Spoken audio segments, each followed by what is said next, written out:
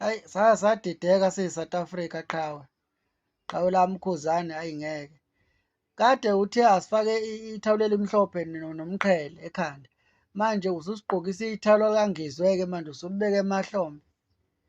Senze njani? Siyadideka qhawe, senze njani ngoba nasekuqaleni wathi asifake omakalabha sabagqoka. Wathi ngoDisemba umqhele nethawulo okumhlophe sakwenza. Manje sefanele siyogqoka ithawulo likaNgizwe manje silibeke emahlombe. Kufanele senze njani kanti qhawe? Awucacise. Ikuphi okungokwethu njengabalandeli bakho? Ikuphi okungokwethu okumele sime kukho ngoba asazi fanele senze njani.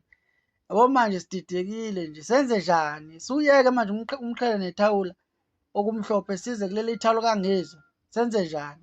Awusho senze njani? Emva kokuba le nsizwa isifaka isikhalazo kuye kwaba nenkulumo mpikiswano kubanga ukuthi kanti leli thangulo leli elikaNgizwe noma elamabhinca. Wena lapha ekhaya uthini? Uthi elikamongameli noma elamabhinca?